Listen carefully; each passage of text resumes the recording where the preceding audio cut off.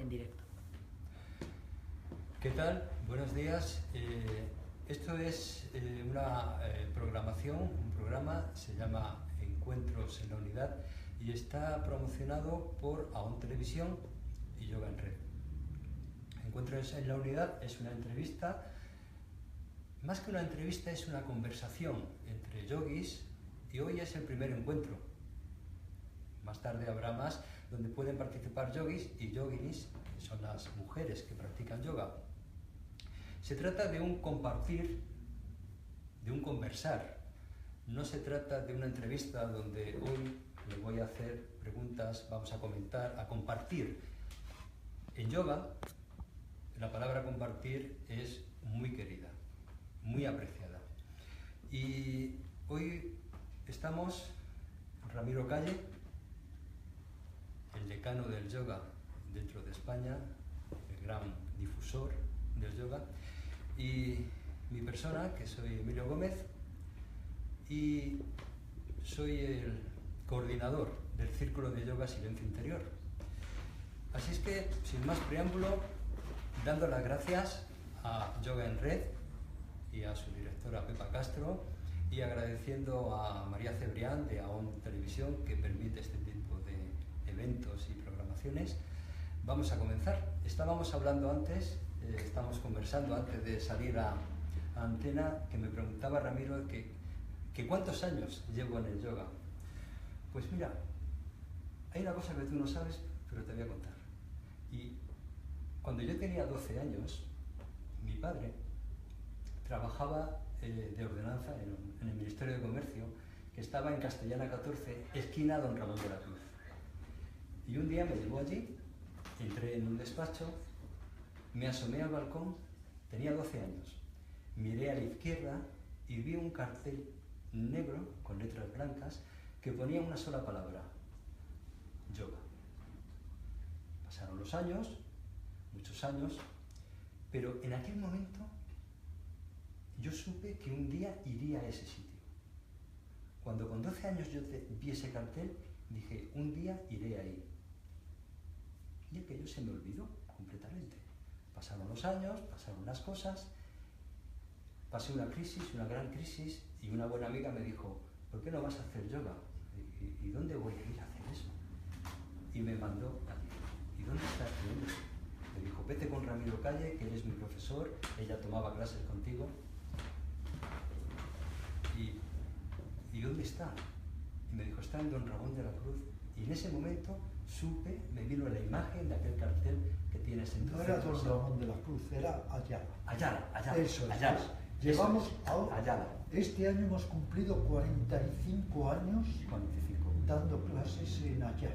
Pues yo empecé contigo en el año 89. Fíjate, pues ya ha pasado tiempo. Ahora me explico, Claro. porque mucha gente llega al centro de yoga y cuando le abren la puerta preguntan, ¿sigue viviendo el profesor Calle? Claro. Y aquí Sí. estoy dando todos los días 3 horas de clase y ya 45 años y han pasado por Sadak, el centro de yoga, ya 500.000 personas. Sadak. Entre otras he tenido el placer de que tú hayas compartido también con nosotros las clases. Fue un año de un gran aprendizaje que tuve contigo, de una gran vivencia y de una gran experiencia.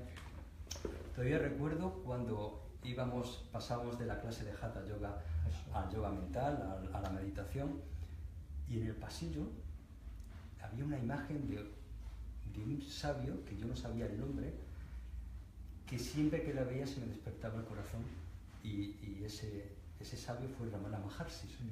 Siempre hablabas de Ramana Maharshi hasta que un día asocié la imagen y bueno, luego mis caminos tiraron por otros derroteros. Pues alguien se entusiasmó tanto con ese cuadro que tú veías de Ramana Maharshi que un día salgo de clase y veo que no está. ¿Qué me dicen? No, Y alguien se lo llevó, lo cual está bien, porque eso es que amaba tanto a Ramana Maharshi que no se pudo sostraer y se lo llevó a casa. no me lo puedo creer. Sí, así que pusimos luego un retrato que hay del Dalai Lama que me lo dedico especialmente y ahí está. Pero el que tú viste ya no existe en el pasillo. No me lo puedo creer que alguien haya... Es el único caso que ha pasado, pero yo me alegré porque quiere decir que Ramana Maharshi envuelve espiritualmente a la gente, como dijo Jung de él, es el punto más blanco de una hoja en blanco. Todos deberíamos inspirarnos desde luego en los grandes maestros. Ramana Maharshi, Shankaracharya, indudablemente Ramakrishna, Vivekananda, ir un poco a las fuentes, porque hoy en día el yoga está degradando, está degenerando tanto, hay tantos pseudo-yogas, hay tantos yogas, entre comillas, adulterados, que creo que es necesario volver un poco a las fuentes. No olvidemos, como tú sabes, Emilio, que la palabra tradición quiere decir transmisión, y hay que volver un poco a esa transmisión original, aunque cada uno luego, como has hecho tú, le dé su propio sello, su propia impronta al yoga. Pero me gustaría en este sentido, yo sé que soy mucho más crítico que tú, la gente que sigue mi Facebook dice que soy muy crítico, pero es que me gustaría distinguir entre lo que es el yoga y lo que es un poco una caricaturización, a veces grotesca, esperpéntica del yoga, que es todo ese contorsionismo, todo ese postureo, todo ese culto desmesurado al cuerpo, que es curioso. El yoga surge como una técnica espiritual para desapegarnos del cuerpo, y luego el pseudo-yoga lo que hace es afirmar el ego y un culto neurótico al cuerpo. Está bien cuidar el cuerpo, pero no hacer del cuerpo una especie de ícono narcisista y egocéntrico. Totalmente de acuerdo contigo. Máxime en un tiempo donde ya aparecen pseudo-yogas, que es que incluso me ha llegado algún vídeo de un tipo de yoga que se da, creo que en Alemania, he visto clases de beer yoga. Exactamente. Yoga con cerveza. ¿Dónde está esa llamada de yoga al despertar de la conciencia y a la búsqueda espiritual? Es que se olvidan de que el yoga básicamente es una técnica para el despertar de la conciencia, la evolución consciente, y es una, voy a decirlo así, psicotecnología espiritual. Luego ya siglos después pues surge el yoga como técnica de control psicosomático, siglos después surge el hatha yoga con todo el movimiento de los Natha yogis, y surge todo ello ya como una utilización, instrumentalización del cuerpo, también puesto al servicio del despertar de la conciencia, no de esa estampa del campeón, que se han llegado a hacer campeonatos de asanas y olimpiadas, que eso es terrible. Eso, yo siempre me pregunto, a ver tú qué opinas, ¿por qué le llaman yoga a lo que no es yoga? ¿Y por qué no le llaman yoga a lo que es yoga?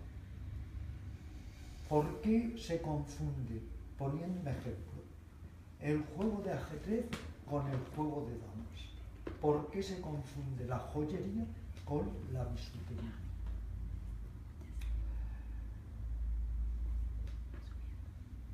Pues voy a dejar la pregunta en el aire para que cada cual se la responda, porque me viene la respuesta, pero prefiero que cada cual de las personas que nos están viendo tenga su propia respuesta, porque la respuesta es un llamado a la verdad, a la autenticidad, a sabya y a ese clamor de verdad que el buscador de lo espiritual siente como una llama de anhelo, de búsqueda, y entonces es cuando aparece el yoga como instrumento de despertar de la conciencia y de aumentar el nivel vibratorio que te hace comprender y vivir la vida desde ese eje que es la presencia de ser. Y luego que no puede haber yoga si no hay ética. Es que olvidamos esto, que hay que practicar las tres disciplinas, el triple entrenamiento que decía Buda, el entrenamiento ético. Si no hay ética, no hay yoga. El entrenamiento mental, la meditación, y el entrenamiento para el desarrollo de la sabiduría o del entendimiento correcto. Al final, ¿qué es lo que todos pretendemos si tratamos de humanizarnos? Una mente clara y un corazón tierno, como me decía Vicente Ferrer en las numerosas veces que le entrevisté. Solo le pido a Dios que me dé un corazón de carne y sangre. Pero es que hay muchas personas que, ¿por qué entran en el yoga? Se han hecho ya estudios psiquiátricos al respecto. Entran en el yoga porque de alguna forma eso no les va a ayudar a desarmar o desarticular su ego, sino por el contrario a afirmarlo. Y eso no es yoga, el ego es una cárcel, el ego es un falsario. Si te crees el ego, estás totalmente perdido. No tenemos que utilizar el yoga para esa afirmación compulsiva de nuestro ego. El sol, cuando sale por las mañanas, no necesita autoproclamarse y decir aquí estoy yo que doy luz y que doy calor. Por eso hoy en día que tanto se habla de los iluminados y que nadie sabe que es un iluminado, porque solamente un iluminado puede reconocer a otro iluminado. Lo demás todo es palabrería. Pues hoy en día que se habla tanto de los iluminados, el verdadero iluminado no tiene que decirlo, reluce, relumbra como el sol.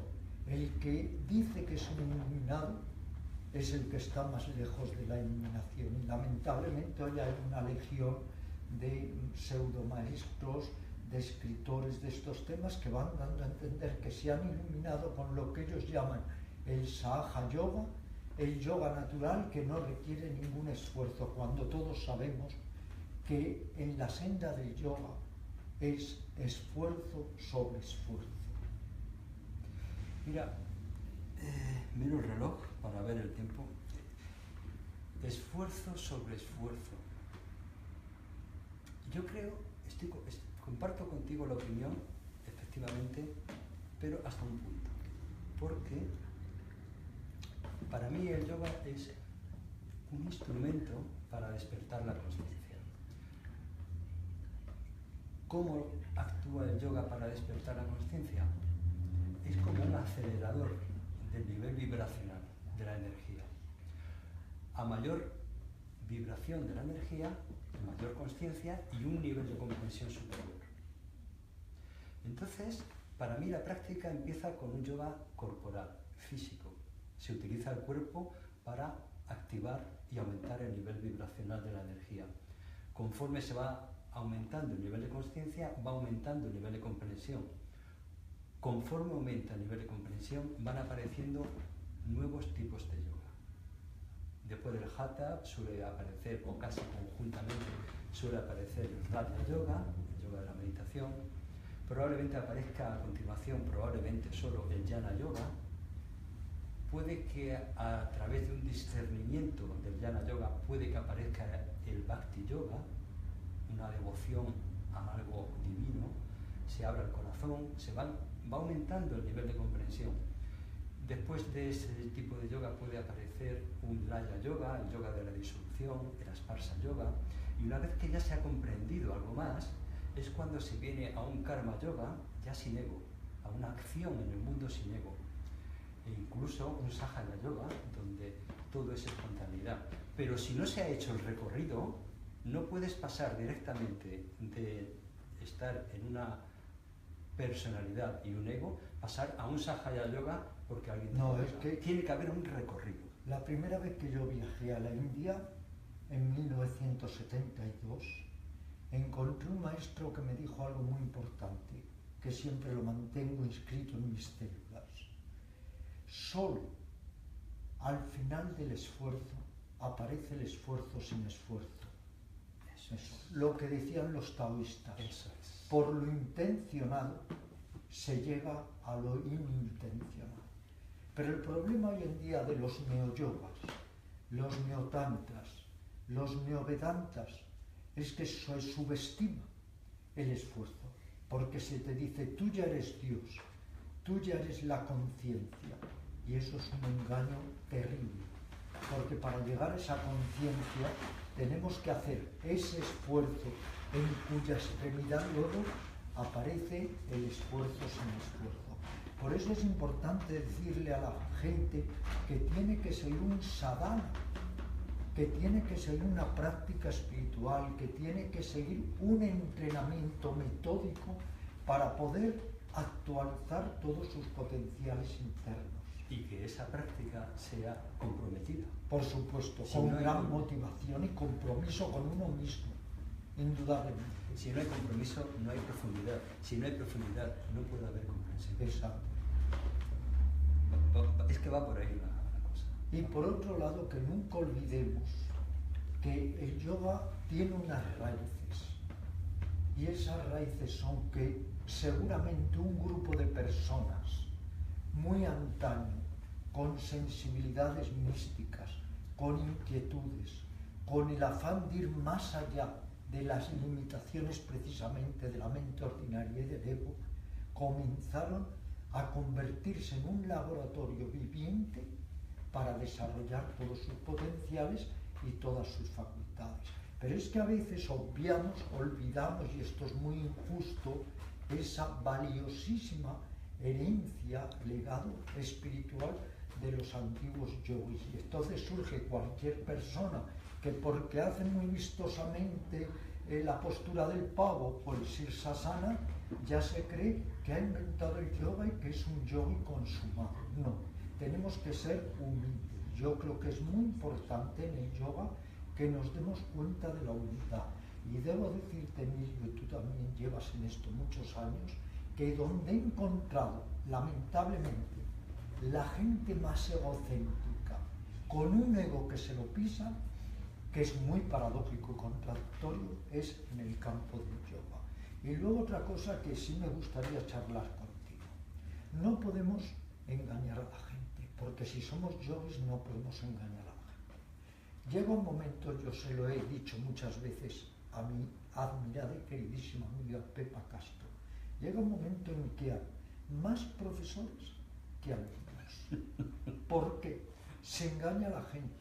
Porque la gente, conozco cientos de casos, no unos cientos, ten en cuenta que entre 500.000 de personas que han pasado por mi centro Pulso, la gente tiene un trabajo esforzado y gris, pero que le permite cubrir sus necesidades básicas. Un día encuentran el yoga y entonces mucha gente piensa, fenomenal, hago un curso de formación, dejo mi trabajo, me dedico a algo que me gusta, que es muy humano, y encima puedo vivir. Pero es que lo cierto es que no pueden vivir, porque hay más profesores que alumnos. Y entonces también se les explota. Y esto hay que decirlo, hay que ser honestos, se les explota. Porque hay profesores de yoga que están ganando 8, 9 euros, que nunca les aseguran, que va avanzando en tiempo y que resulta que dejaron su trabajo próspero para encontrar un trabajo que les gusta, pero que no satisface sus necesidades básicas. Y eso está, pero eso está todos los días. Sé que te pongo en un compromiso, porque yo soy mucho más crítico que tú. Tú eres en este sentido más comedido. Yo no, porque mira, tengo 73 años. Llevo en el campo del yoga desde los 15 años y he vivido todo. Entonces, en realidad, nunca me callaré, igual que me parece atroz, vamos, el mayor disparate, el mayor despropósito que hay, es que el yoga está incluido como una disciplina deportiva.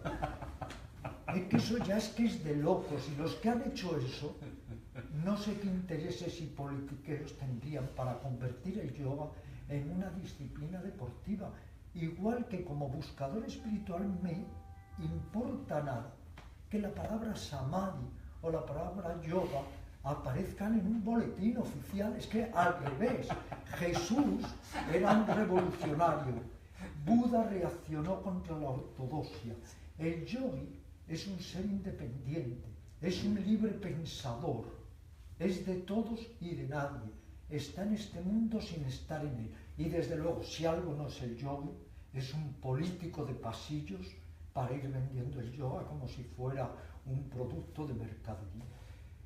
Ha ocurrido que con todas esas formaciones de profesores se ha movido muchísimo dinero y, bueno, pues el Estado y los políticos quieren su parte de tajada.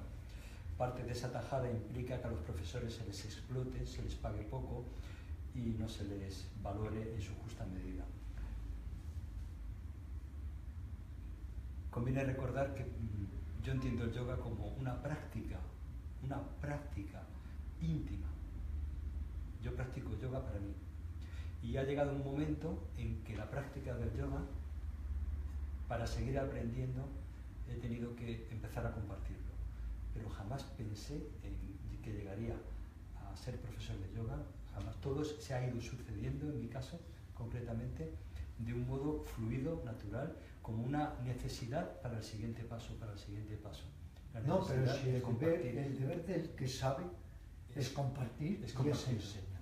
Pero no explotar. Es que esa es la diferencia. Pero te has salido aquí decimos, sales de Málaga para meterte en Malagón. Te has salido de un trabajo para conseguir otro trabajo. El yoga no puede ser nunca una profesión. No es una profesión. Es tu necesidad, tu instrumento para alcanzar una mayor comprensión de vida. No puede ser una Pero profesión. indudablemente el que luego imparte esos conocimientos tiene derecho a poder cubrir sus necesidades básicas, no a que le exploten dando 10 horas de clase, pagándoles 6 euros o 7 euros la hora, porque es que eso es lamentable. Totalmente de acuerdo. Igual que es lamentable que muchísimas personas, como decíamos, basen el yoga simplemente en una especie de gimnasia exótica o en un deporte. Me río. Y luego ese afán compulsivo, infantil, porque todo tiene que estar etiquetado, rotulado, federado, confederado. Pero bueno, es que somos farmacéuticos de mente estrecha, que necesitamos ponerlo todo en cajetines. Es que eso es terrible. Cuando precisamente el yoga lo que hace es expansión, límites, expansión. Pero claro, ha habido el contra-yoga, como me decían en uno de mis libros, Yoga Método Ramiro Calle, que escribe en un párrafo Agustín Paniker y Álvaro Interria. Dicen, es que todo aquello para lo que surgió el yoga, que era superar el ego, desapegarse del cuerpo, escabullirse de la falsa personalidad, se ha dado la vuelta y ahora el yoga es afirmar la falsa personalidad, robustecer el ego y apegarse al cuerpo. Sí, el yoga es un instrumento de comprensión y se nos ha olvidado. Eso, se nos olvidó, por eso digo su origen, y hay que retomar su origen. Y hay que darnos cuenta de que no todo vale. Es que ha llegado un momento que parece que todo vale. No, no todo vale. Pero... O haga usted lo que quiera, pero no le llame yoga. Están en los gimnasios haciendo el ejercicio del Uddiyana Bandha y del Nauli para que la gente adelgace. Y encima les dicen que es una técnica inventada por ellos. En otros lados están haciendo el saludo al sol y les dicen que es una técnica que nada tiene que ver con el yoga y así sucesivamente. Por eso yo te decía, ¿por qué le llaman yoga a lo que no es yoga? ¿Y por qué no le llaman yoga a lo que es yoga? De todos modos, ¿no te parece a ti que el yoga con mayúsculas al final ocupará el sitio que le corresponde y que los buscadores auténticos buscarán el auténtico yoga? Eso es lo que debe ser. Un maestro me decía, no importa, y antes lo hablaba con Orca, no importa por qué la gente llega al yoga. Luego el yoga les va a transformar. Exacto. Pero yoga es unión. Unión, pero no confusión. Nunca se pueden mezclar el aceite con el agua. Entonces, unión, pero no confusión. No en base, claro, a la unión, todo vale, todo se admite, todo tiene cabida. Pero ¿en qué cabeza cuerda?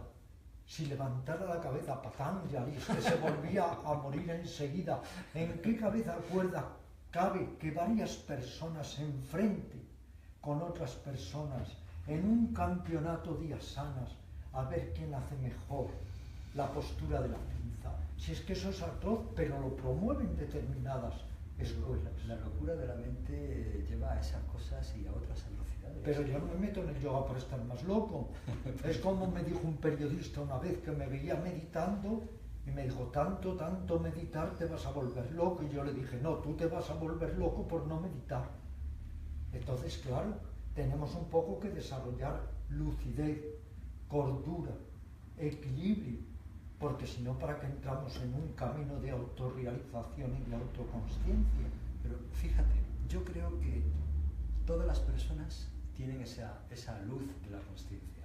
Y todas las personas realmente cuando llegan a una clase saben captar si lo que están recibiendo es realmente, tiene un sabor, un aroma a autenticidad o no. Y en el fondo, si ven que no, se acaban marchando y seguirán su búsqueda. Sí, pero tienes razón. La gente tiene que desarrollar discernimiento y capacidad de selección. Ahora bien, si tú vas a Ramakrishna, si vas a Vivekananda, te das cuenta que la gente más crítica que ha habido con los gurús son precisamente estos grandes yogis, que han dicho que hay infinidad de gurús que son como prostitutas que solo buscan fama y dinero. Lo que decía Ramakrishna, oro, oro, oro.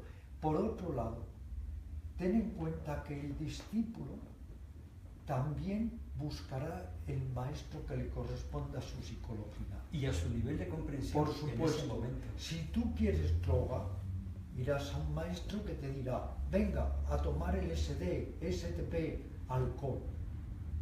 Si tú quieres diversión, irás a un maestro que te dirá todos los días en una discoteca. Si tú quieres evolución espiritual, ya encontrarás a un maestro que te proporcione técnicas, enseñanzas, métodos para la evolución espiritual. Aún así, mi confianza en la vida y en la conciencia es tan grande que confío tanto en el ser humano como para... Me están avisando de que ya estamos en tiempo, terminamos, de que confío de que el discernimiento, y espero y deseo que sea antes que después, se haga un espacio en la mente del ser humano y haga la posibilidad de separar el aceite del agua, lo auténtico de lo falso. Habíamos planeado, como planes que se urden, habíamos planeado dar un tiempo para preguntas y respuestas para que pudierais hacerlas, pero me dicen que no tenemos tiempo y el directo es así. Así es que, si os parece bien, lo dejamos. Ramiro, maestro. Pues que esperemos que la humanidad salga de su conciencia de lechuga, como tú dices, que dejemos de hacer daño a los seres humanos y sobre todo también a los animales y a los niños, y que comprendamos que el yoga es básicamente una técnica para la liberación del sufrimiento propio y ajeno, que formamos parte, como me dijo el Dalai Lama, de una gran familia humana y que al herirte